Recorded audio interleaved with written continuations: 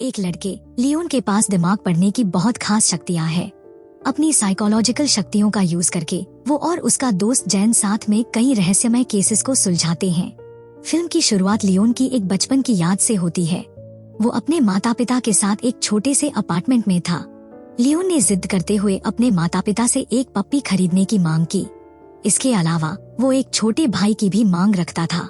अपने बेटे की इच्छा को पूरा करते हुए उसके माता पिता उसे एक पप्पी खरीदने ले गए। उसी समय पड़ोसी अपार्टमेंट में एक जेनोसाइड होता है। हत्यारा बेरहमी से 4 पीड़ितों को मारता है, फिर गैस लाइन काटकर और माइक्रोवेव में आग लगाकर इसे दुर्घटना दिखाने की कोशिश करता है। जैसे ही लियोन का परिवार लिफ्ट में प्रवेश करता है, इमारत में विस्फोट होता है।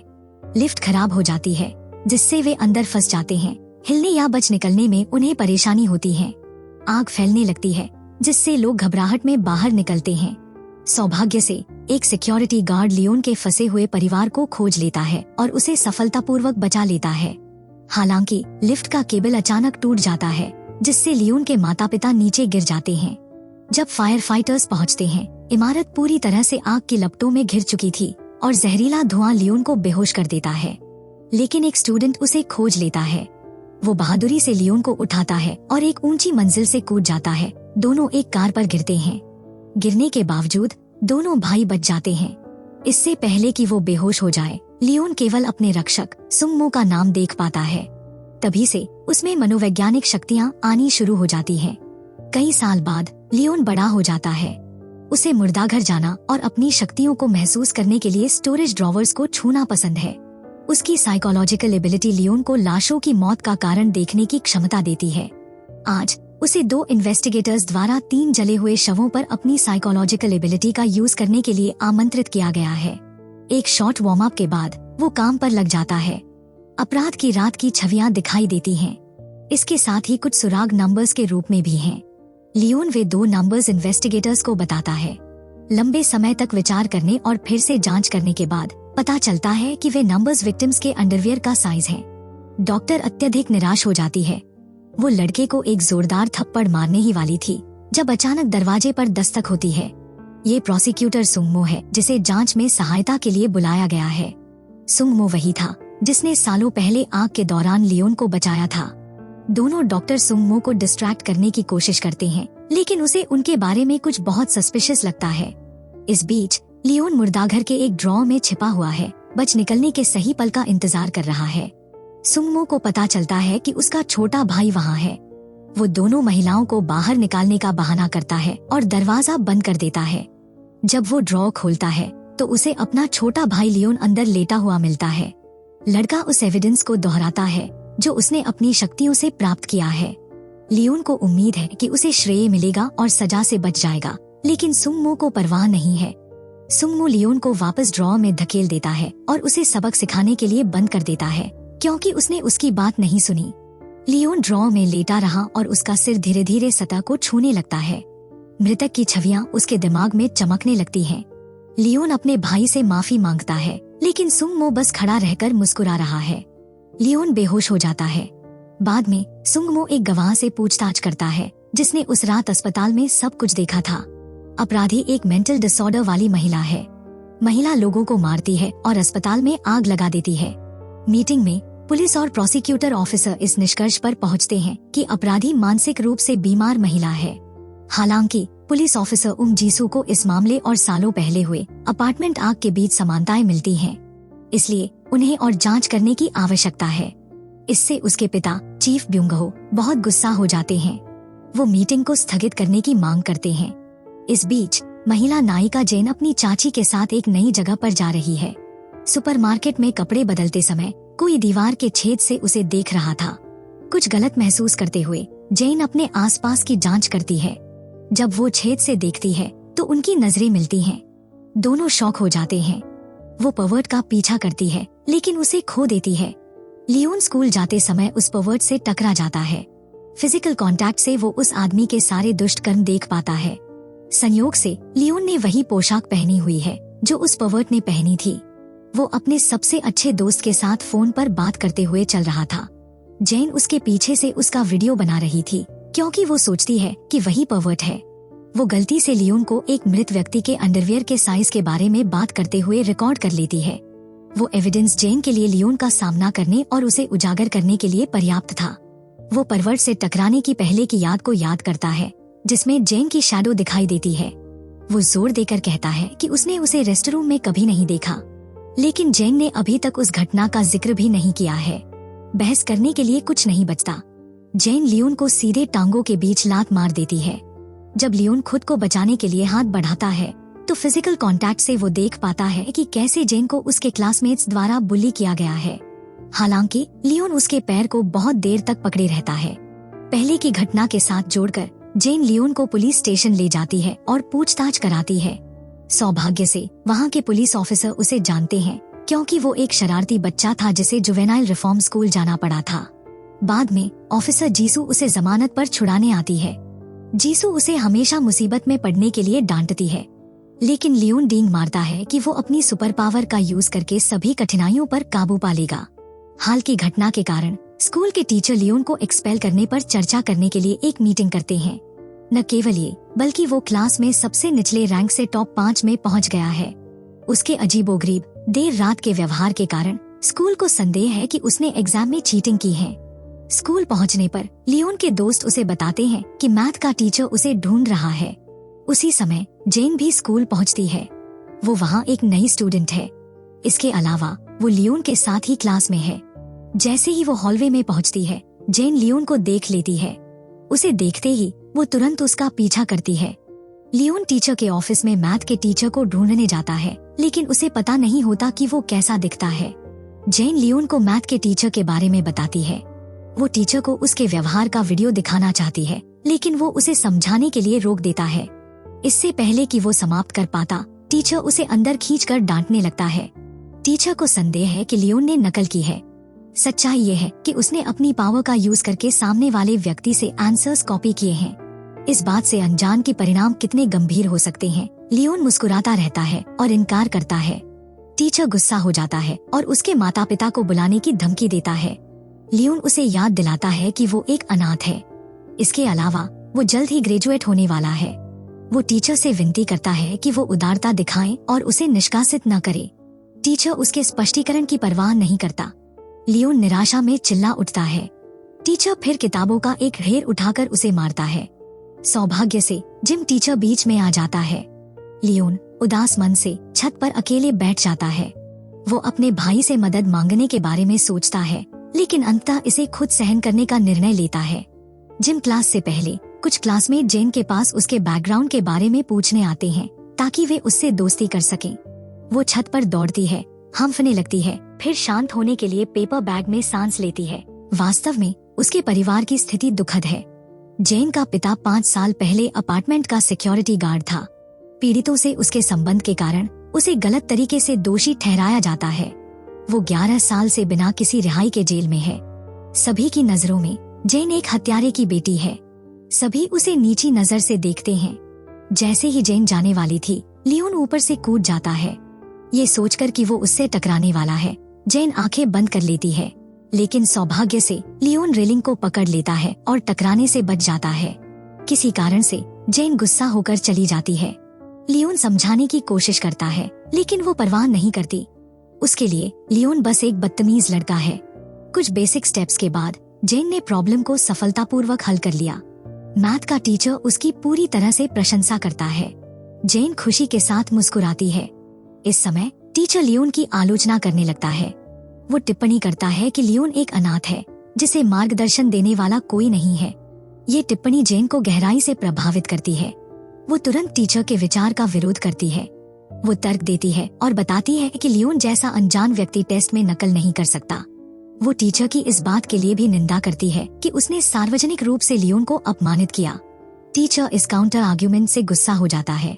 वो एक शर्त लगाता है, अगर जेन असली कल्प्रिट को ढूंढ लेती है तो वो सभी स्टूडेंट से सार्वजनिक रूप से माफी मांगेगा, नहीं तो उसे निष्कासित कर दिया जाएगा। समय सीमा अगली मैथ क्लास तक की है। बाद में जेन रेस्टरूम में बैठकर अपने सिली कामों के लिए खुद को कोसती है। अधिक पछतावे की बात यह है कि लियोन ये गलतफहमी पाल लेता है कि उसे उसके साथ देने के लिए जेन उसे पसंद करती है। वास्तव में वो टीचर की कही गई गलत बातों का विरोध कर रही थी। लियोन उसे जांच में मदद करने की ऑफर करता है। वो फिर जेन को अपना परिचय देने का प्रयास करता है। वो बिना कुछ कहे वहाँ से चली जाती है। उस शाम लियोन सबूत ढूंढने के लिए स्कूल में घुस जाता है। आत्मविश्वास से वो अपनी शक्तियों का यूज करके ताला छूता है, लेकिन उसे खोल नहीं पाता। वो कोड के केवल पहले 2 अंक देख पाता है। जैसे ही वो अपने मुंह का यूज करने वाला होता है, जेन अचानक उसके पीछे प्रकट होती है। एक ही बार में जेन स्कूल की फाउंडेशन डेट को पासवर्ड के रूप में यूज करके दरवाजा खोल देती है। कुछ खोजने के बाद जेन को एक बहुत ही दिलचस्प दराज मिलती है। अंदर कई जब्त की गई वस्तुएं हैं।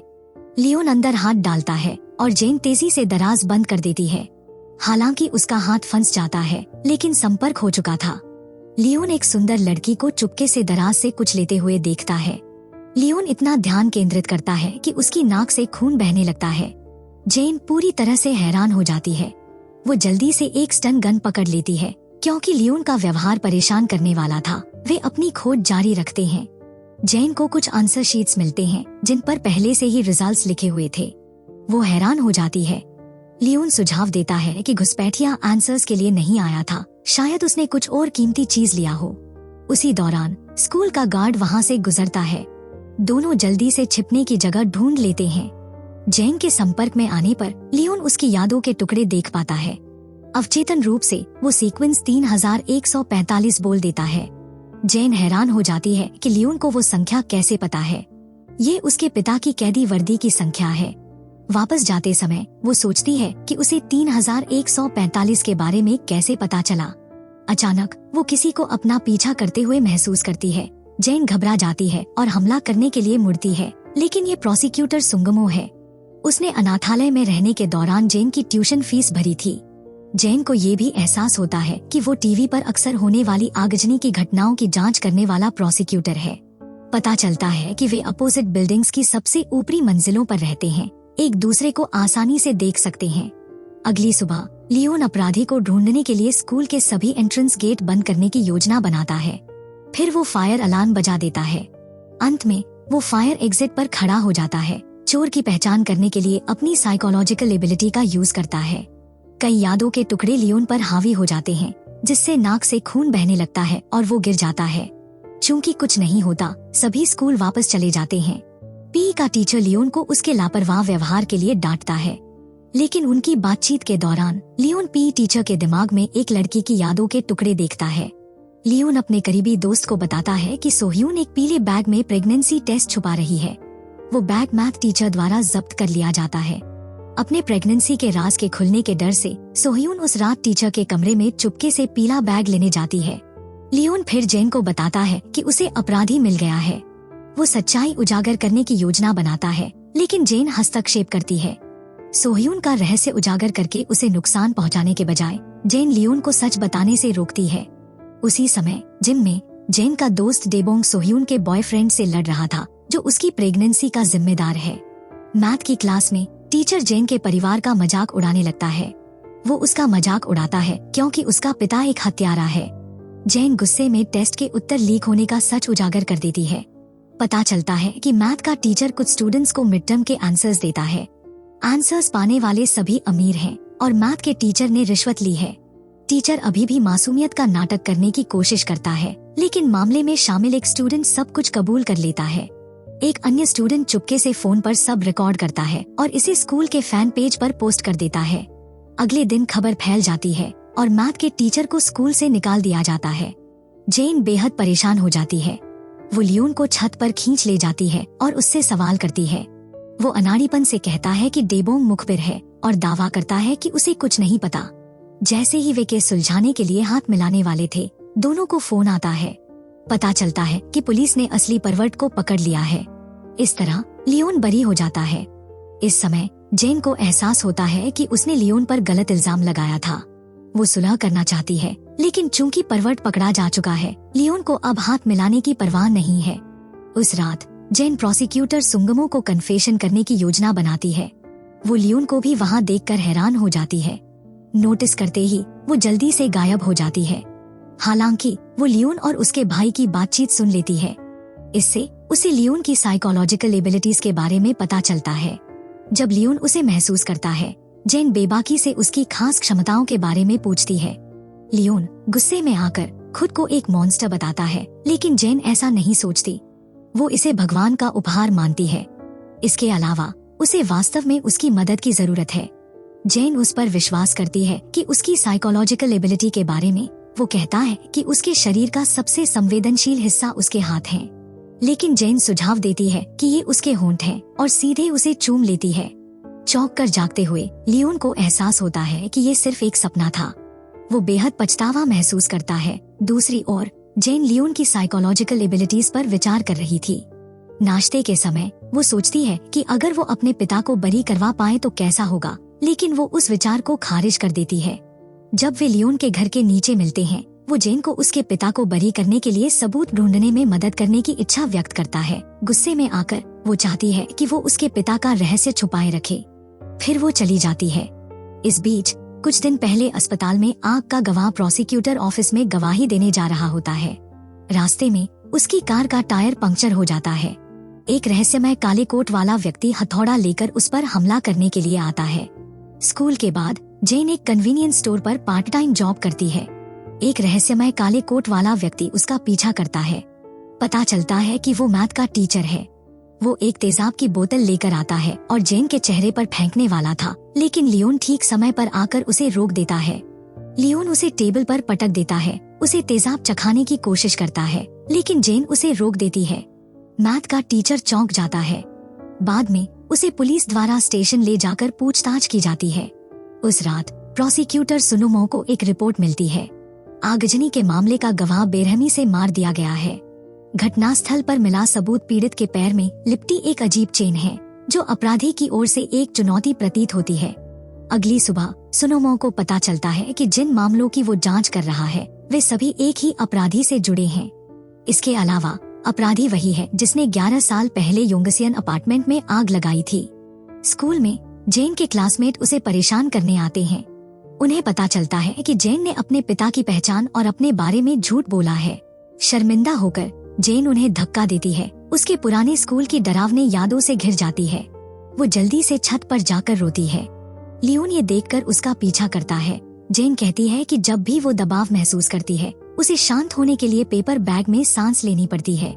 लियोन ये भी कहता है कि जब वो छोटा था, सुनुमो ने उसे एक अनाथालय भेज दिया था, इसलिए उसका बचपन बहुत हिंसक और क्रूर हो गया। हालांकि वो सुनुमो के किए से नफरत करता है, वो अपनी साइकोलॉजिकल एबिलिटीज से भी नफरत करता है, लेकिन अब वो जानता है कि इसे कैसे स्वीकार करें और सराहें।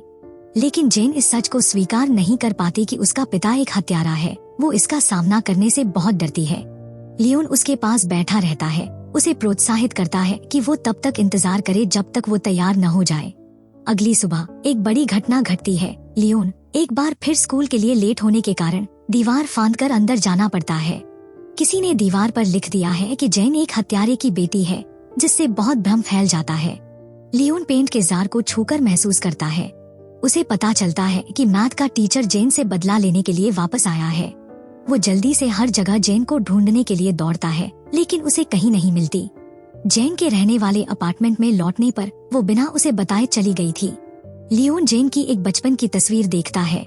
उसे एहसास हुआ कि वो वही छोटी लड़की है जिसे उसने 11 साल पहले कैंडी दी थी। लियोन जेन के चले जाने पर बहुत दुखी था। वो उम्मीद करता है कि किसी दिन उसे ढूंढ लेगा। 2 साल बीत जाते हैं। लियोन बड़ा हो चुका था। अब वो एक सुंदर लड़का है जो एक मस्त लाल कार चलाता है। उसका दोस्त डेबोंग शहर में एक गैस स्टेशन का मालिक है। लियोन लॉ स्कूल की एंट्रेंस एग्जाम देने जाता है। वो सोचता है कि अपनी साइकोलॉजिकल एबिलिटी का यूज करके सामने वाले से नकल कर ले, लेकिन अपराध बोध महसूस होने की वजह से वो रुक जाता है। हालांकि एग्जामिनर उसे टोकती है और उसे एग्जामिनेशन रूम से बाहर जाने के लिए कहती है। ऊपर देखते हुए लियोन को अचानक एहसास होता है कि एग्जामिनर जेन है। उनकी नजरें मिलती हैं। इस बार जेन कहती है कि वो अब और नहीं भागेगी। उसके बाद वे पार्किंग लॉट में फिर मिलते हैं। हाई स्कूल की यादें अचानक वापस आ जाती हैं। ये दोनों के मन में गहरी छाप छोड़ती है। वे पार्क में साथ साथ चलते हैं। जेन को यकीन था कि परीक्षा के दौरान लियोन ध्यान केंद्रित करने के बजाय खाने के बारे में सोच रहा था। सुंगमो अब एक और शानदार अपार्टमेंट में रहने चला गया है। ड्रिंकिंग सेशन के दौरान लियोन जेन से फिर मिलने का जिक्र करता है। वर्तमान में वो सियोल पुलिस विभाग में काम कर रही है। अगली सुबह लियोन जेन को ढूंढने पुलिस स्टेशन जाता है, लेकिन वो वहाँ नहीं होती। इसके अलावा वहाँ उस नाम का कोई पुलिस ऑफिसर नहीं है। पता चलता है कि जेन वर्तमान में सियोल कम्युनिटी सेंटर में इंटर्नशिप कर रही है, जो पुलिस विभाग के अंदर एक विभाग है। उसका डेली जॉब बहुत मामूली मामलों से निपटना है। उसकी नौकरी पड़ोस के परेशान बच्चों और अकेले बुजुर्गों से संबंधित है। लियोन फिर जेन से मिलने सियोल कम्युनिटी सेंटर जाता है। हर दिन वो एक पुलिस ऑफिसर बनने की दिशा में मेहनत कर रही थी। वो अभी भी उम्मीद करती है कि वो सालों पुराने अपने पिता के केस को फिर से स्टडी कर पाएगी और उसका नाम साफ कर पाएगी। बात करते हुए उन्हें पता चलता है कि जोएन गायब हो गई है। वो एक ब्लैकलिस्ट पर है। सभी उसे ढूंढने के लिए एक साथ खोज करते हैं। लियोन और जेन पुल की ओर दौड़ते हैं, जहां उन्हें नदी के नीचे जोएन का खिलौना मिलता है। खिलौने को छूकर लियोन को महसूस होता है कि लड़की के साथ कुछ बुरा हुआ है। वो कहता है कि उसे अगवा करके एक काले सूटकेस में ठूस दिया गया है। जब वे परेशान थे, तभी लड़की अचानक एक बुजुर्ग महिला के साथ सामने आती है। ये जेन को लियोन की साइकोलॉजिकल एबिलिटीज पर संदेह करने पर मजबूर कर देता है। हालांकि जो वो महसूस करता है वो पूरी तरह सटीक होता है। पुलिस को पास में ही एक डेड बॉडी वाला सूटकेस मिलता है। पुलिस घटनास्थल को घेर लेती है और जांच शुरू कर देती है। पुलिस ऑफिसर जीसू जेन से फिर मिलती है। समय बचाने के लिए जेन एक विश्लेषण करती है। वो कहती है कि सूटकेस को ऊपरी हान नदी से फेंका गया था और यहाँ बहकर आया है। पीड़ित की मौत 4 से 5 साल पहले हुई थी, इसलिए सूटकेस में गैस जमा हो गई और सूटकेस को पानी की ऊपरी सतह पर आ गया। ऑफिसर जीसू जेन की प्रेडिक्शन से बहुत प्रभावित हुई। जांच के दौरान पुलिस को पता चलता है कि पीड़ित सीओ जेन है, जिसकी उम्र लगभग 40 साल है। इस बार अपराधी का तरीका पिछले केस से मिलता जुलता है। पुलिस को दोनों पीड़ितों के बीच संबंध पर संदेह होता है। पुलिस चीफ सुझाव देता है कि सुंगमो इस मामले की अगुवाई करें। वो जोर देकर कहता है कि वो इसे जल्दी से सुलझा ले।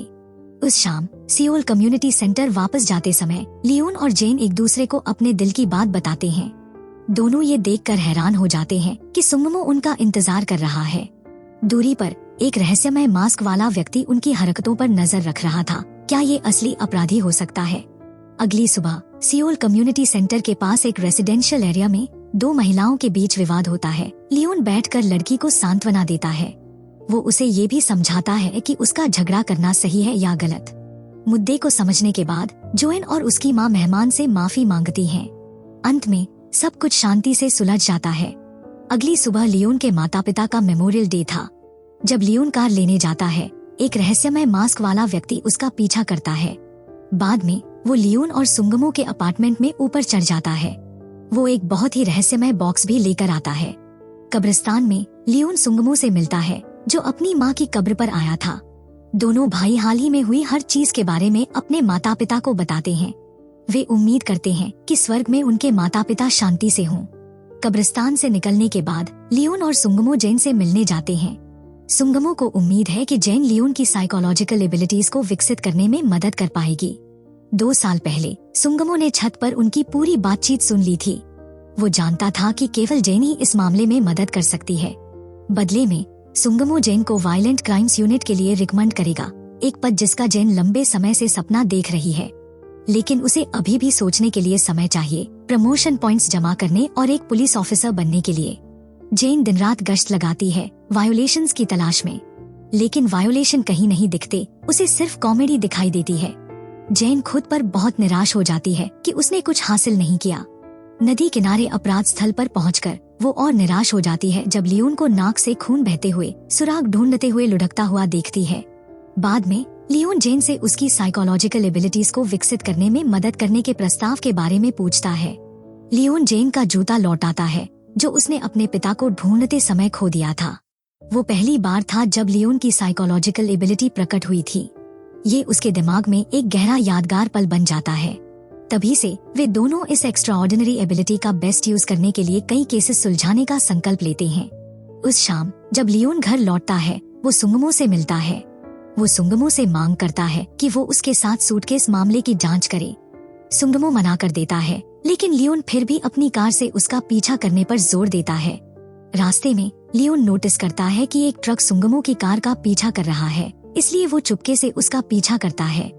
जब लियोन स्थिति का निरीक्षण करने के लिए करीब जाता है, व्यक्ति तेजी से दूर चला जाता है। वो तुरंत उनका पीछा करता है और अपने भाई को इसके बारे में सूचित करता है। हाईवे पर लियोन ट्रक का करीब से पीछा करता है। वो जानना चाहता है कि वे कौन है। पीछा तभी रुकता है जब कार एक खाली मैदान में पहुंचती है। लियोन ये देखने के लिए बाहर निकलता है कि रहस्यमय व्यक्ति कहाँ गया है और अचानक उस पर पीछे से हमला होता है। व्यक्ति लियोन को पेट में छुरा घोंप देता है।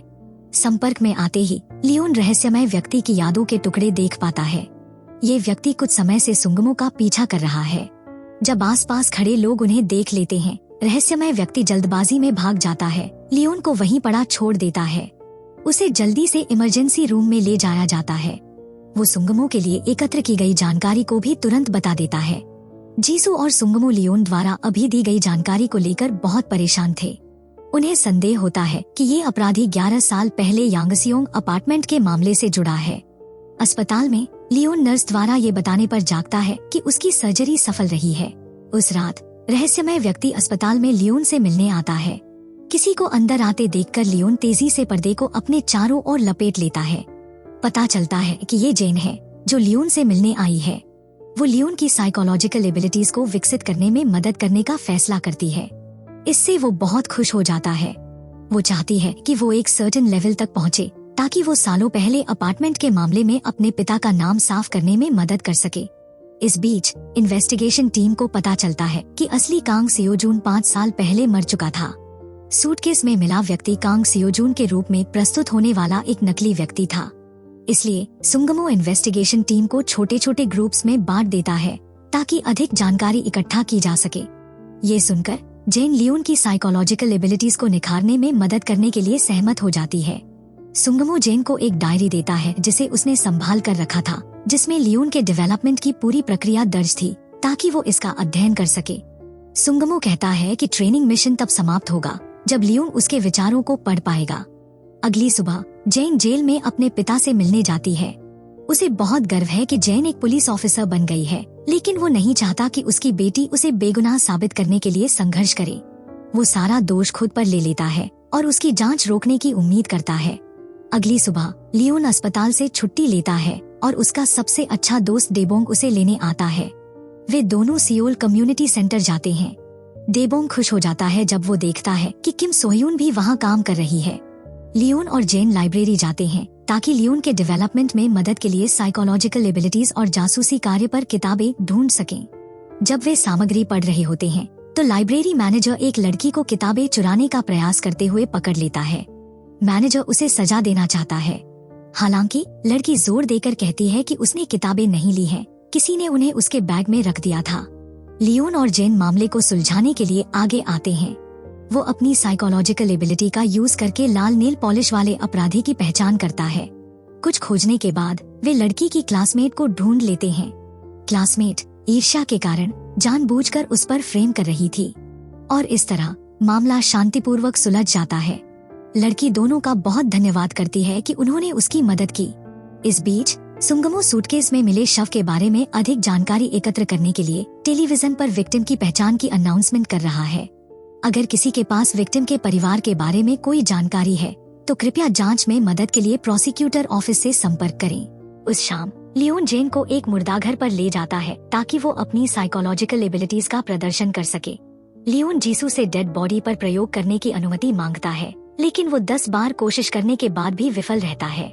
इस बार जीसू चाहती है कि लियोन कांग सियोजून की डेड बॉडी पर फिर से कोशिश करे, क्योंकि 2 साल पहले का कांग सियोजून एक नकली व्यक्ति था।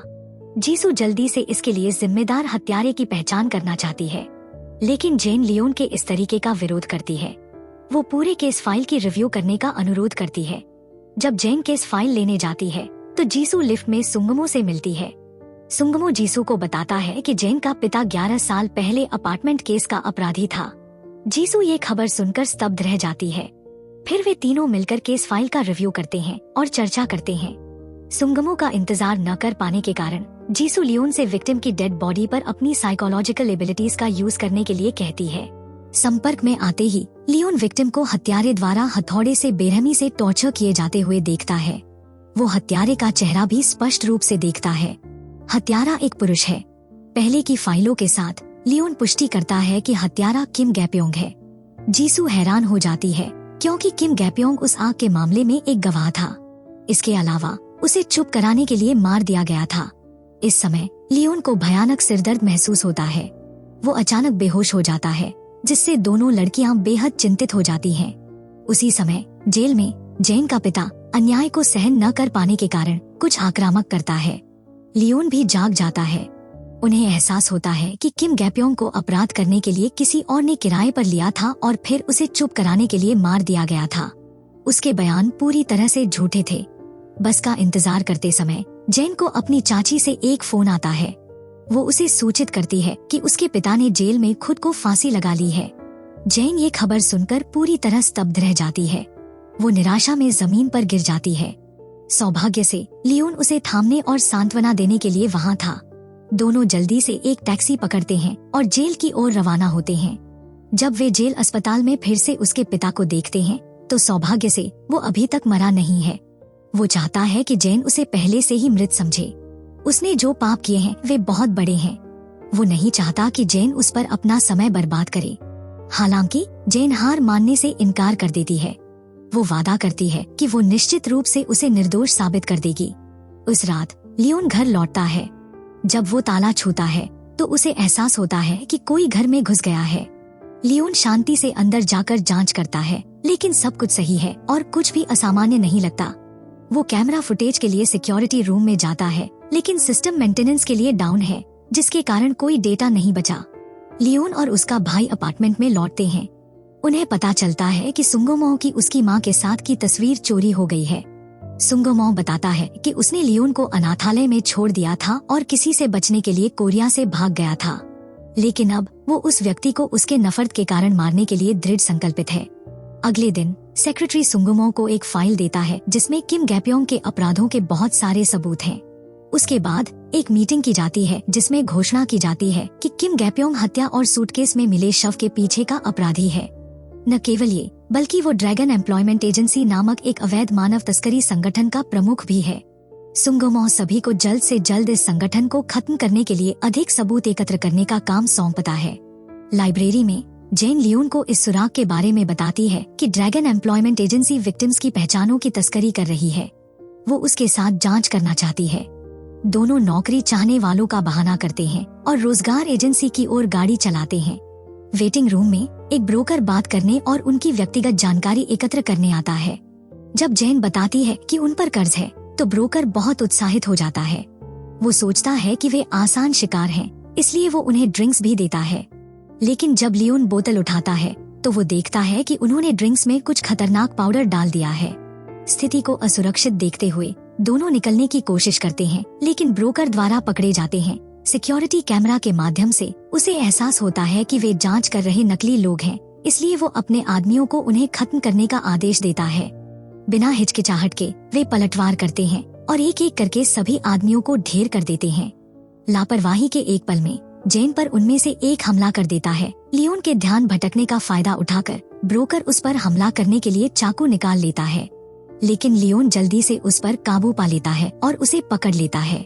ब्रोकर को यूज करते हुए लियोन और जेन भागने के लिए लिफ्ट की ओर पीछे हटते हैं। जब लिफ्ट का दरवाजा खुलता है तो पुलिस बल बाहर निकलकर उन्हें दबोचने के लिए दौड़ पड़ते हैं। सपोर्ट टीम जीसू के साथ तेजी से हमला करने पहुंचती है, जिससे कंपनी में अफरा तफरी मच जाती है। इस अवसर का लाभ उठाते हुए लियोन और जेन सीढ़ियों से भागने की कोशिश करते हैं, लेकिन गलती से सुंगमो से टकरा जाते हैं। दोनों को छत पर भागना पड़ता है। भागने के बाद जेन लियोन को बताती है कि वो अब और क्यों नहीं भागती। वो चाहती है कि लियोन अपनी साइकोलॉजिकल एबिलिटी का यूज करके उसका अतीत पढ़े। जेन लियोन को महसूस करने के लिए अपना हाथ बढ़ाती है। हालांकि इस पल का फायदा उठाते हुए लियोन अचानक जेन को चूम लेता है। इससे पहले सन येमो ड्रैगन के अपराधों की रिपोर्ट पुलिस प्रमुख को देता है और आपराधिक रिंग को तोड़ने के लिए उनके समर्थन की मांग करता है। कुछ ही देर बाद अधिकारी और सन येमो की टीम वहां पहुंचते हैं। अपराधियों को गिरफ्तार करके स्टेशन ले जाते हैं। वापस छत पर लियोन और जेन के मानसिक संवाद के दौरान लियोन अचानक जेन को चूम लेता है, जिससे वो स्तब्ध रह जाती है। इस अवसर का लाभ उठाते हुए लियोन जेन को अपनी भावनाओं का इजहार करता है। वो उसका पीछा करता रहा, उसकी रक्षा करता रहा और सारी ट्रेनिंग सिर्फ उसके साथ रहने का बहाना थी। जेन लियोन से पूछती है कि उसने उसके अतीत में क्या देखा, लेकिन उस समय लियोन सिर्फ जेन पर ध्यान केंद्रित कर रहा होता है, इसलिए वो कुछ नहीं देख पाता। जेन गहराई से शर्मा जाती है इस चालाक युवक से शर्मिंदा महसूस करती है जिसने उसे धोखा दिया। जैसे ही वे इमारत से निकलने वाले होते हैं, जिसू जांचकर्ता उन्हें देख लेती है। सौभाग्य से दोनों सुरक्षित हैं, इसलिए जिसू उनकी अनऑथराइज्ड एक्शन को नजरअंदाज कर देती है। बाद में तीनों खुशी खुशी डिनर के लिए बाहर जाते हैं। संतुष्टिदायक भोजन के बाद लियोन जेन को घर छोड़ने जाता है। उन्हें इस बात का अंदाजा नहीं होता कि सन येमो दूर से उन्हें देख रहा था और एक रहस्यमय व्यक्ति भी पास की छत से सब कुछ देख रहा होता है। अगली सुबह सन येमो पाता है कि उसके फ्रंट कैमरा को रहस्यमय व्यक्ति ने छेड़छाड़ की है। कहीं और रहस्यमय व्यक्ति अपना चेहरा प्रकट करता है। वो अपने फोन स्क्रीन के माध्यम से सन येमो को देख रहा होता है। इंटरोगेशन रूम में जांचकर्ता जिसू दलाल से हत्या केस और शामिल लोगों के बारे में सवाल करती है। दलाल के बयान से उसे अचानक एहसास होता है कि प्रोसिक्यूटर सन येमो भी केस से जुड़ा था। बाद में ऑफिस में जिसू सन येमो से इस बारे में सवाल करती है। उसे शक है कि उसने जानबूझकर किम गाप्योंग को गवाह बनाया और वीडियो सबूत चुरा लिया। हालांकि सन येमो उस कैमरा को पेश करता है जो रहस्यमय व्यक्ति ने उसके घर के सामने लगाया था ताकि वो अपनी बेगुनाही साबित कर सके। वो चाहता है कि जिसू भविष्य के खतरे से बचने के लिए केस से हट जाए। इसी बीच जेन लियोन को उनकी अगली ट्रेनिंग लोकेशन के बारे में बताने के लिए कॉल करती है, जो उसके अपने घर के अलावा कोई और जगह नहीं है। मेहनती युवक जेन का स्वागत करने के लिए अपने घर को अच्छी तरह साफ करता है। लियोन जेन को ये भी बताता है कि कुछ दिन पहले रहस्यमय व्यक्ति उसके घर में घुस गया था। इसके अलावा सन येमो और उस व्यक्ति के बीच बहुत गहरी दुश्मनी है। फिर दोनों सन येमो के कमरे में प्रैक्टिस करने जाते हैं, लेकिन लियोन वहाँ कुछ नहीं पढ़ पाता। इसलिए वे लियोन के कमरे में प्रैक्टिस करने चले जाते हैं, लेकिन उसकी क्षमता में कोई सुधार नहीं होता। उस रात जब जेन सियोल कम्युनिटी सेंटर वापस आती है तो उसे सूचित किया जाता है कि सीसीटीवी सिस्टम को नुकसान पहुंचाया गया है। अंदर जाते ही वो अपनी आंटी की आर्ट क्लासरूम में एक अजनबी आदमी को पाती है। कोई और नहीं बल्कि वही रहस्यमय व्यक्ति जो उन्हें देख रहा था। इसी बीच लियोन सन येमो के अतीत को मानसिक रूप से पढ़ने की कोशिश कर रहा होता है, उस डिक्शनरी के माध्यम से जो उसकी माँ ने उसे दी थी। आखिरकार वो सन येमो के अतीत को पढ़ने में सफल हो जाता है। लियोन सन येमो की एक याद देखता है जहाँ वो अपनी माँ के साथ है। वो तुरंत सेंटर की ओर दौड़ता है ताकि अपनी सफलता जेन के साथ साझा कर सके। वहाँ पहुंचकर वो एक रहस्यमय व्यक्ति से मिलता है, लेकिन उसे पहचान नहीं पाता।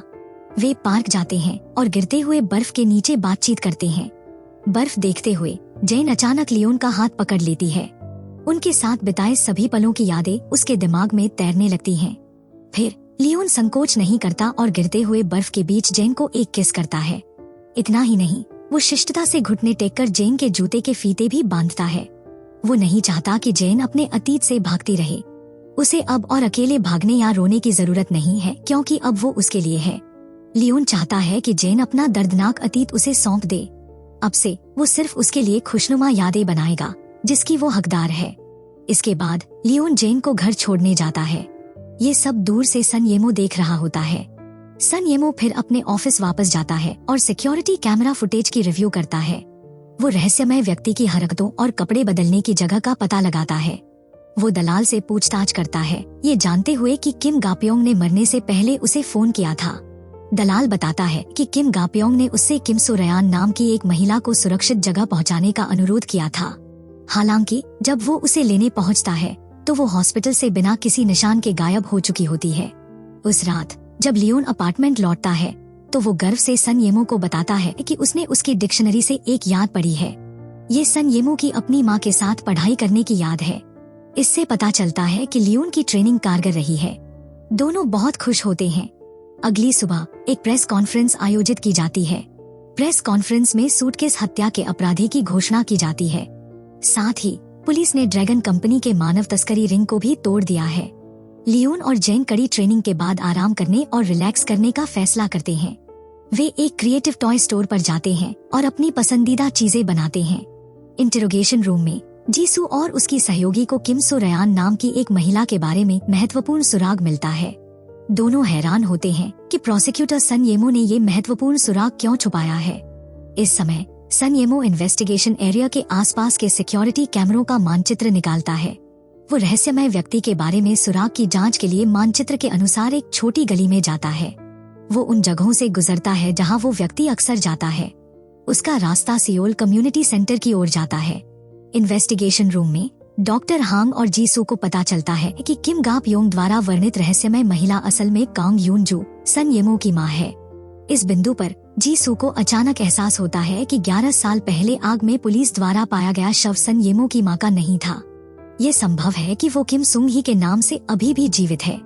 डेट के बाद लियोन जेन को घर छोड़ता है और उसे एक तोहफा देता है। जब जेन अपने कमरे में लौटकर दरवाजा खोलती है तो उसे लियोन द्वारा यादों से बनाया गया एक क्रिसमस ट्री मॉडल मिलता है। तोहफा उसे अपने पिता के साथ यादों की याद दिलाता है, इसलिए वो बहुत भावुक हो जाती है। वो बाहर दौड़ती है और लियोन को गले लगा लेती है। हालांकि जेन के आंसू पोंछते समय लियोन 11 साल पहले की आग की उसकी यादों को पढ़ लेता है।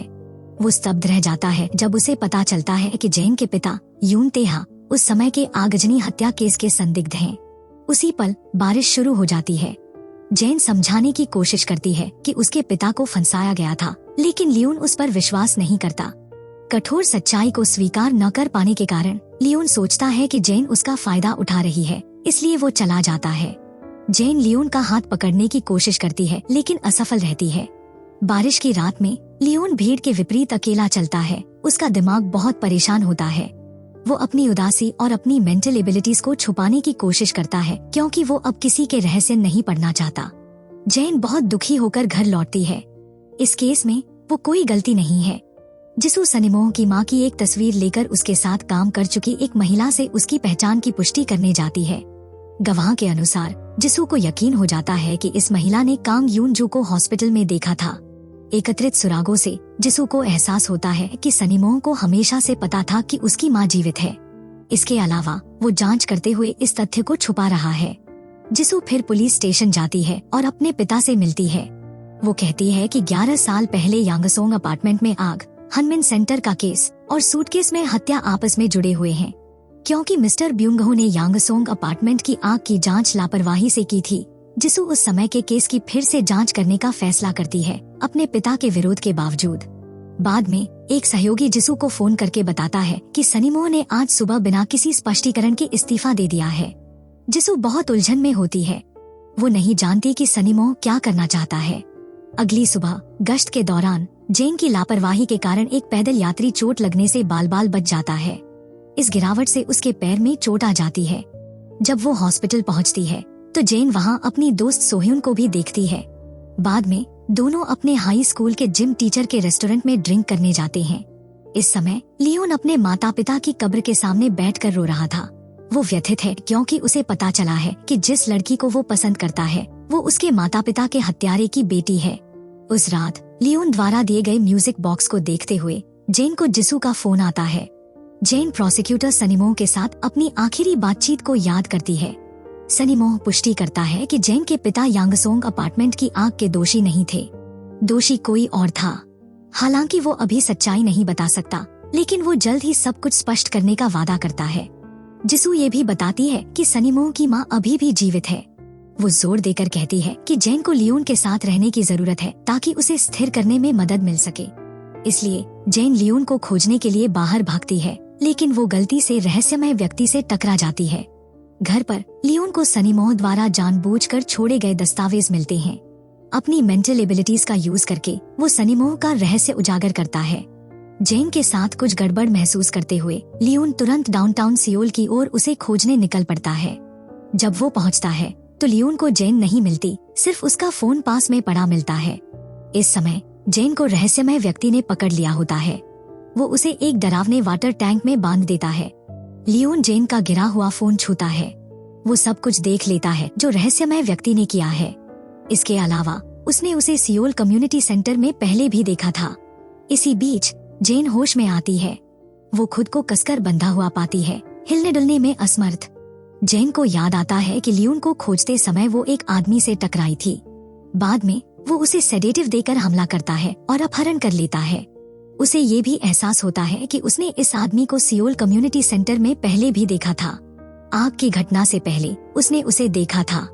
रहस्यमय व्यक्ति सनीमोह का पिता निकलता है, जो बदला लेने की साजिश रच रहा है और उसने जेन का अपहरण कर लिया है। उसे एहसास होता है कि ये वही व्यक्ति है जिसने आग के दौरान उसके पिता का कोट लिया था। बाद में उसने उसके पिता को फंसाया। वही है जिसने लियोन को छुरा घोंपा और सनीमोह का पीछा किया था। वो एक हथौड़ा लेकर जेन के पास जाता है और उसे वाटर टैंक में मारने का इरादा रखता है। इस समय लियोन बेताबी से जेन का स्थान ढूंढ रहा होता है। वो हर जगह खोजता है, उम्मीद करता है कि जेन ने कोई सुराग छोड़ा होगा, लेकिन उसे कुछ नहीं मिलता। लियोन पूरी तरह से निराश हो जाता है। सियोल सेंटर का एक सहयोगी उसे रोकने की कोशिश करता है, लेकिन लियोन जेन को खोजने का दृढ़ निश्चय करता है, भले ही एक छोटा सा सुराग हो। पुलिस ने सभी सड़कों को बंद कर दिया है। हालांकि रहस्यमय व्यक्ति भेष बदलकर चौकी पर पुलिस को चकमा देने में सफल हो जाता है। जैसे ही वो गाड़ी लेकर चला जाता है, पुलिस को जेन के अपहरण का एक वीडियो मिलता है।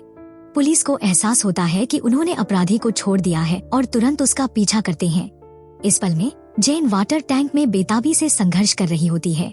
लंबी खोज के बाद लियोन आखिरकार उस जगह को ढूंढ लेता है जहां जेन को रखा गया है, लेकिन दरवाजा कसकर बंद है और खोलने का कोई रास्ता नहीं है। कुछ देर संघर्ष करने के बाद लियोन आखिरकार ताला तोड़ देता है। वो बस समय रहते जेन को वाटर टैंक में दम घुटने से बचा लेता है। जेन सुरक्षित है और एम्बुलेंस द्वारा हॉस्पिटल ले जाई जाती है। लियोन उसके पास रहता है, उसके स्वास्थ्य को लेकर बहुत चिंतित होता है। इसी बीच पुलिस को अपराधी की कार मिल जाती है, लेकिन वो पहले ही भाग चुका होता है। अगली सुबह हॉस्पिटल में जेन ठीक हो जाती है, लेकिन लियोन उसके पास ही रहता है। अपनी मानसिक क्षमता का यूज करते हुए वो हत्यारे द्वारा जेन को प्रताड़ित करने की पूरी प्रक्रिया देख लेता है। इस बिंदु पर लियोन को ये भी एहसास होता है कि रहस्यमय व्यक्ति ही 11 साल पहले आग का कारण बना था, जेन के पिता नहीं। थोड़ी देर बाद जेन होश में आती है। लियोन को अपना हाथ पकड़े देखकर वो बहुत खुश होती है। जेन रहस्यमय व्यक्ति द्वारा उसे और उसके पिता को नुकसान पहुंचाने की पूरी प्रक्रिया बताती है। सभी गलतफहमियां दूर हो जाती हैं। लियोन और जेन उसी पल से सुलह कर लेते हैं। बाद में जासूस जिसू कुछ जानकारी साझा करने आती है। लियोन बताता है कि अपराधी ने सुंगमो की मां के कारण सबको मार डाला था। इसके अलावा एक बच्चे के रूप में सुंगमो को उस व्यक्ति ने बेरहमी से प्रताड़ित किया था। यही कारण है कि सुंगमो उस व्यक्ति से बदला लेने के लिए इतना दृढ़ था। जेन के डिस्चार्ज होने के बाद वो सियोल कम्युनिटी सेंटर में काम पर लौट आती है। जासूस जिसू को भी जांच जारी रखने के लिए सेंटर में ट्रांसफर कर दिया जाता है। बाद में तीनों अधिक सुराग खोजने के लिए एक परित्यक्त गोदाम में जाते हैं। ये सुंगमो और उसकी मां का पहला घर है। पीछे छोड़े गए कुछ पदचिन्हों का पालन करते हुए लियोन की मानसिक क्षमता के साथ मिलाकर वे गोदाम में एक पुराने कमरे की खोज करते हैं। तीनों को एक अलमारी के पीछे एक रहस्यमय दरवाजा मिलता है। ये वो तहखाना है जहां सुंगमो और उसकी मां को 9 साल तक कैद करके रखा गया था। लियोन और जेन तहखाने की ओर जाने वाले रास्ते पर चलते हैं। वे वहां नीचे एक बहुत ही डरावनी जेल की खोज करते हैं। कुछ ही देर बाद जिसू आ जाती है। वो बताती है कि ये वो जगह है जहां रहस्यमय व्यक्ति ने सुंगमो को तब तक रखा जब तक वो 9 साल का नहीं हो गया। वे सभी इस कठोर वास्तविकता से स्तब्ध रह जाते हैं और सुंगमो की नियति के प्रति गहरी सहानुभूति महसूस करते हैं। लियोन सुंगमो के अतीत में गहराई से जाने के लिए अपनी मानसिक क्षमता का यूज करता रहता है। इसके माध्यम से वो रहस्यमय व्यक्ति के अपराधों के साथ साथ सुंगमो और उसकी मां के उस भयानक स्थान पर जीवन को देखता है। जिसू अधिक सुराग खोजने के लिए स्थानीय पुलिस स्टेशन जाती है। सालों पहले ये केस हल नहीं हुआ था क्योंकि अपराधी की पहचान की पुष्टि नहीं हो सकी थी। फाइल में सिर्फ कांग गोंटेक का एक स्केच है जिसकी गर्दन पर लंबा निशान है। एकत्रित सबूत पीड़ित के बेटे द्वारा ले लिए गए हैं। वो व्यक्ति कोई और नहीं बल्कि प्रोसिक्यूटर सुंगमो है। फाइल के माध्यम से जिसू को पता चलता है कि सुंगमो बचपन के दुर्व्यवहार के कारण भावनात्मक शून्यता से पीड़ित है, एक विशेषता जो उसे अपने पिता से विरासत में मिली है। लियोन तहखाने में रहता है। सुंगमो की दर्दनाक यादों को समझने की कोशिश में अपनी सारी मेंटल एबिलिटीज का यूज कर रहा है। ओवरलोड के कारण लियोन बेहोश हो जाता है, लेकिन सौभाग्य से जेन और जिसू उसे जगा देती हैं। लंच के दौरान जिसू बताती है कि रहस्यमय व्यक्ति सुंगमो के पिता की तरह एक इलीगल इमिग्रेंट्स है, इसलिए उसके पास जांच के लिए कोई जानकारी नहीं है। इसके बाद समूह केंद्र वापस आता है और केसों को एक साथ जोड़ना शुरू करता है। उन्हें एहसास होता है कि सुंगमो का पिता सभी केसों के पीछे का अपराधी है। इसके अलावा जेन के पिता को सालों पहले आगजनी और हत्या का झूठा आरोप लगाया गया था। जेन के पिता उस समय योंगसोंग अपार्टमेंट आग केस के प्रभारी थे, जिसके कारण उन्हें गलत तरीके से जेल में डाल दिया गया। इसलिए लेफ्टिनेंट डेनम जिसू से केस को फिर से खोलने से पहले पुनर्विचार करने का आग्रह करता है। हालांकि जिसू पूरी तरह से जांच करने के लिए दृढ़ थी। चाहे कुछ भी हो, उसके पिता को उनके किए के लिए जवाबदेह ठहराया जाना चाहिए।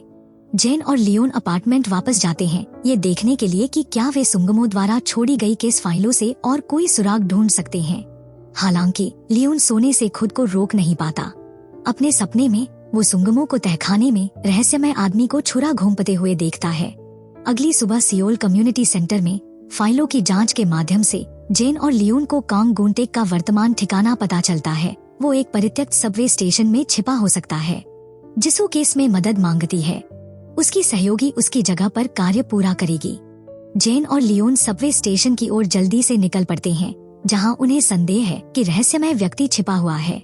ये सुरंग वो जगह है जहां एक बार अवैध तस्करी के लिए बेघर बच्चों को रखा गया था। सुंगमो वो था जिसने इस अवैध तस्करी रिंग को तोड़ा था। सुंगमो रहस्यमय व्यक्ति को ढूंढने के लिए सबवे स्टेशन जाता है। जेन और लियोन परित्यक्त स्टेशन तक पहुंचने के लिए सुरंग का अनुसरण करते हैं। उन्हें रहस्यमय व्यक्ति द्वारा छोड़े गए कुछ सबूत मिलते हैं। ये जानकर कि लियोन और जेन परित्यक्त स्टेशन पर हैं, जिसू सहायता के लिए वहां पहुंचती है। उसे यकीन है कि खतरा होगा। लियोन को सबूतों में सुंगमो की मां की एक तस्वीर मिलती है। अपनी मानसिक क्षमता का यूज करते हुए वो देखता है कि सुंगमो की एक बहुत ही रहस्यमय योजना है। अचानक एक व्यक्ति उन पर झपटता है, जिससे वे चौंक जाते हैं। लोगों को देखकर अंधेरे में खड़ा व्यक्ति तेजी से भाग जाता है, हत्या के हथियार को गिरा देता है। लेकिन जब लियोन अपनी मानसिक शक्तियों का यूज करता है तो उसे पता चलता है कि ये सुंगमो की मां है। जेन उसके पास पहुंचती है और उसे नियंत्रित कर लेती है। इस पल में लियोन को एहसास होता है कि उन्हें मिली तस्वीर में बैंगनी बैग सुंगमो द्वारा लाया गया था, न कि रहस्यमय व्यक्ति द्वारा। इसके अलावा वे गलत स्थान पर पहुंच गए हैं। सुंगमो वास्तव में विपरीत ट्रेन स्टेशन पर था। कांगजूसी स्टेशन पर सुंगमो अपने पिता कांग गुंटेक का सामना करता है। जिसू, जो कांगजूसी स्टेशन के पास भी है, तुरंत वहां पहुंचती है। उसी समय वो लेफ्टिनेंट नाम डेनाम को बैकअप के लिए कॉल करती है। अंदर सुंगमो धीरे धीरे अपने पिता के घात में फंस रहा है। उसका पिता बाहर से लगातार सुंगमो पर मनोवैज्ञानिक दबाव डाल रहा है। जब स्मोक बम फेंका जाता है, गुंटेक अचानक सुंगमो पर हमला कर देता है। सौभाग्य से सुंगमो बच जाता है। वो अपने पिता के पेट में छुरा घोंपकर जवाब देता है, लेकिन उसका पिता इसे ब्लॉक कर देता है। जब वे जमकर लड़ रहे होते हैं, जिसू आ जाती है। वो लड़ाई को तोड़ने के लिए एक चेतावनी शॉट फायर करती है। हालांकि इस समय तक सुंगमो ने पूरी तरह से अपना विवेक खो दिया है और सिर्फ अपने पिता को मारना चाहता है। इसका फायदा उठाकर गुंटेक भाग जाता है। वो जिसू के पेट में एक घातक छुरा घोंप देता है।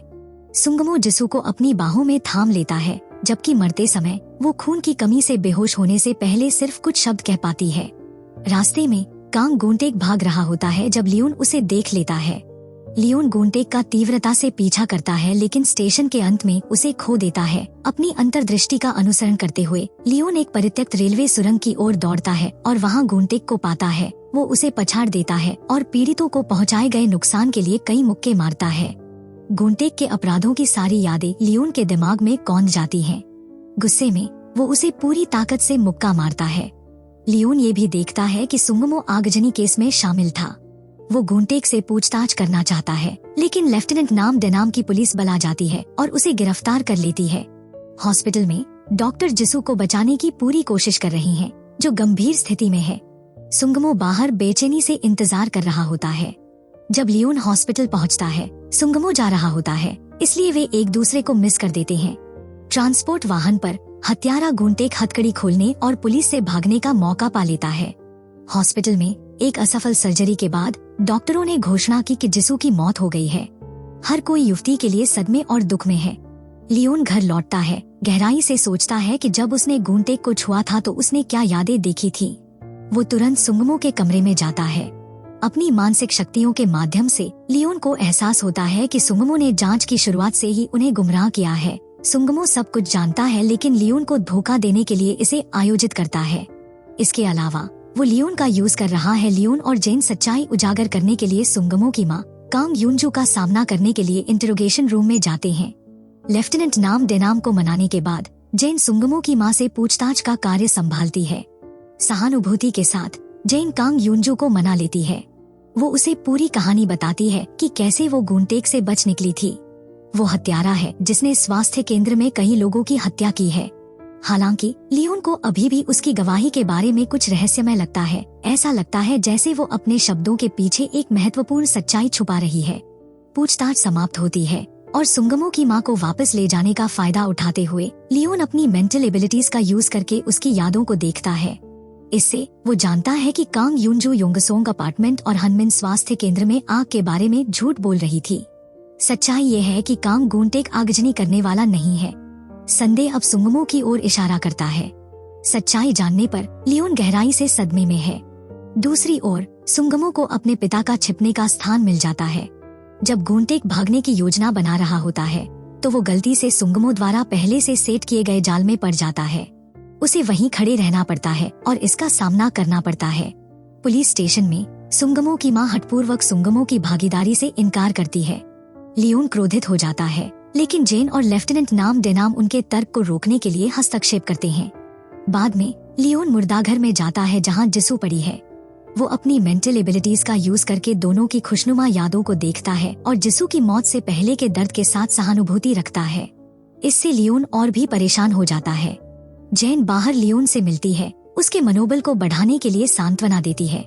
एक परित्यक्त घर में सुंगमो अपने पिता को पकड़ लेता है। वो उसे उसी तरह प्रताड़ित करता है जैसे उसके पिता ने उसके दुखद बचपन में किया था। ये उसके पिता द्वारा उस पर लाए गए दुखद बचपन का बदला है। अगली सुबह जेन खतरनाक हत्यारे कांग गुंटेक के लिए मानव अभियान और आपातकालीन गिरफ्तारी वारंट जारी करने के लिए एक बैठक बुलाती है। प्रोसिक्यूटर कांग सुंगमो को भी जांच से जुड़े सवालों के लिए वांटेड बताया गया था। इसी बीच लियोन सुंगमो की मां से फिर मिलता है, उम्मीद करता है कि वो सच्चाई बताएगी, लेकिन वो हठपूर्वक कुछ भी कहने से इनकार कर देती है जो उसके बेटे को फंसा सकता है। जांच एक मृत अंत तक पहुंच जाती है जब तक कि लियोन और जेन को एक सुराग नहीं मिलता। लियोन सुंगमो का पासपोर्ट ढूंढने के लिए घर जाता है। पुलिस दस्तावेजों के साथ तुलना करने के बाद लियोन को पता चलता है कि सुंगमो और उसकी मां कनाडा में एक अवधि के लिए भाग गए थे, लेकिन वे खतरे के बावजूद अचानक कोरिया वापस आ गए। पता चला कि सुंगमो किम गैप्योंग द्वारा उल्लिखित वीआईपी अतिथि था। वो उसे अपनी मां के लिए 2 लोगों को बलि का बकरा बनाने के लिए किराए पर लेता है। विभिन्न सड़कों के सीसीटीवी फुटेज की रिव्यू करने के बाद जेन और उसके सहयोगियों को अचानक सुंगमो की हालिया गतिविधियों का पता चलता है। पूरा पुलिस स्टेशन इवैल्यूएशन और खोज शुरू कर देता है। अंत में हर कोई सुंगमो के छिपने की जगह को ढूंढ लेता है। वे सुंगमो और उसके पिता को पकड़ने के लिए जल्दी से वहां पहुंचते हैं। हालांकि पहुंचने पर कमरा पूरी तरह से खाली होता है, बिना किसी निशान के। लियोन फिर से उस कमरे के अतीत को देखने के लिए अपनी मेंटल एबिलिटीज का यूज करता है। बाहर जेन और लेफ्टिनेंट नाम डेनाम को भी सुंगमो द्वारा छोड़े गए सबूत एक त्रिकोणीय बैग में मिलते हैं। थोड़ी देर तक अपनी मेंटल एबिलिटीज का यूज करने के बाद लियोन को एक नक्शा मिल जाता है। लियोन और पुलिस घेराबंदी करके 2 संदिग्ध छिपने के स्थानों का पता लगाते हैं जहां सुंगमो हो सकता है। टीम दोनों क्षेत्रों को कवर करने के लिए 2 हिस्सों में बंट जाती है। लियोन की टीम का स्थान ग्योंग हॉस्पिटल है। हॉस्पिटल पहुंचने पर वे खोज के लिए अलग हो जाते हैं। वे कमरों की तलाशी लेते हैं, लेकिन किसी को नहीं पाते। अपनी मेंटल एबिलिटीज का यूज करते हुए लियोन देखता है कि गुंटेक को पकड़ने के बाद सुंगमो उसे रखने के लिए दूसरे स्थान पर चला जाता है। अगली सुबह जिसू का अंतिम संस्कार होता है और हर कोई उसके परिवार के प्रति संवेदना व्यक्त करने आता है। हर कोई चला जाने के बाद सुंगमो भी आता है, उनके साथ बिताए खूबसूरत पलों को याद करता है। बाद में सुंगमो स्वेच्छा से सियोल पुलिस सेंटर जाता है ताकि अपना बयान दे सके। हर कोई उसे वहां देखकर हैरान होता है। वो लियोन से अपनी मां को एक स्मारक अंगूठी देने के लिए कहता है। जेन सुंगमो से पूछताछ करने के लिए वहां होती है। वो सुंगमो पर कई अपराधों का आरोप लगाने वाले सभी सबूत पेश करती है।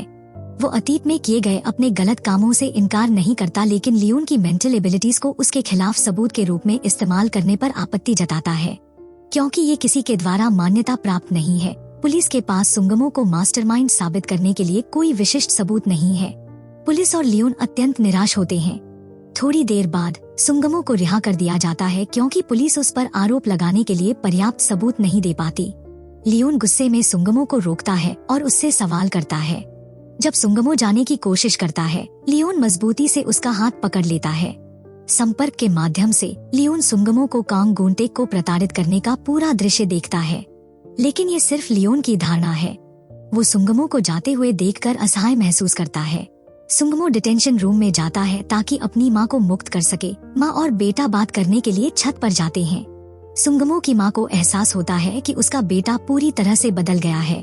अपनी और अपने बेटे की सिक्योरिटी सुनिश्चित करने के लिए सुंगमो ने किसी भी तरह का सहारा लिया है। लियोन के अपार्टमेंट में वो फिर से सुंगमो की मां से मिलता है। सुंगमो के संपर्क में आने के बाद वो तुरंत देखता है कि सुंगमो गुंटेक को कहाँ रख रहा था। इस बार सुंगमो का लियोन से बचने का कोई इरादा नहीं है। वो लियोन से निजी तौर पर मिलना चाहता है। लियोन सुंगमो को उसके कार्यों के लिए जमीन पर पटक देता है। सुंगमो लियोन को दोष नहीं देता, लेकिन वो ये भी नहीं बताता कि वो गुंटेक को कहाँ रख रहा है। लियोन चुपचाप महसूस करता है कि गुंटेक अभी भी जीवित है। वो खुद सुराग ढूंढने निकल पड़ता है। सुंगमो की मां के अपार्टमेंट के अंदर जेन योंगसियोन अपार्टमेंट आग के लिए माफी मांगने के लिए घुटने टेकती है, जिसने उसके पिता को गलत तरीके से फंसाया था। उसकी मां इसके लिए गहराई से पछताती है और आशा करती है कि जेन उनके परिवार को माफ कर देगी।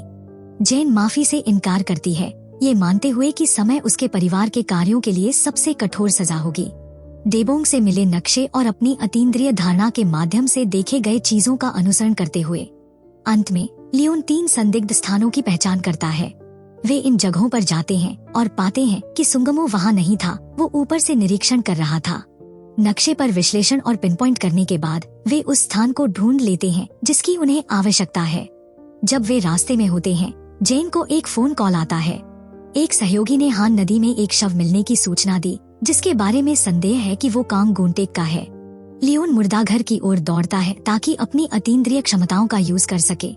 वो पुष्टि करता है कि ये असली गुंटेक नहीं है। हालांकि उस रात मीडिया ने बताया कि सुबह मिला शव गुंटेक का है, क्योंकि अधिकारी जल्दी से मामला बंद करना चाहते हैं। योंगसियोन अपार्टमेंट घटना में निर्माण घोटालों और उच्च पदस्थ अधिकारियों के शामिल होने के कारण अभियोजन चाहता है कि डॉक्टर होंग सुह्यून पहचान पर हस्ताक्षर करें। डॉक्टर होंग सुह्यून सख्ती से मना कर देती हैं। वो और जेन सबूत के रूप में अपनी बातचीत को रिकॉर्ड करती हैं। जब टीम चर्चा कर रही होती है, लेफ्टिनेंट नाम डेनाम को खबर मिलती है कि सुंगहो भाग गया है। वे संदिग्ध क्षेत्र की खोज के लिए अलग हो जाते हैं। वे जल्द से जल्द गुंटेक को पकड़ना चाहते हैं ताकि केस को स्पष्ट किया जा सके। पुलिस और लियोन की टीम रात भर खोज करती है, लेकिन कांग गुंटेक को नहीं ढूंढ पाती। अगली सुबह जब जेन और लियोन छत पर बात कर रहे होते हैं, उन्हें एहसास होता है कि सुंगहो योंगसियोन अपार्टमेंट कॉम्प्लेक्स में गुंटेक को रख रहा था। पूरा बल तेजी से घेराबंदी करता है और संदिग्ध अपार्टमेंट में प्रवेश करता है। अंत में वे गुंटेक को फर्श के नीचे बेहोश पड़ा पाते हैं, लेकिन अभी भी जीवित है। चिकित्सा कर्मी तुरंत गुंटेक को ले जाने के लिए आ जाते हैं। जैसे ही वे जाते हैं, लियोन अनजाने में आग के दिन इस अपार्टमेंट में सुंगहो के अतीत को झलकता है। हकीकत में सुंगहो ही अपराधी था। उसने पूरी घटना को एक दुर्घटना का रूप देकर पुलिस जांच को गुमराह करने की योजना बनाई थी।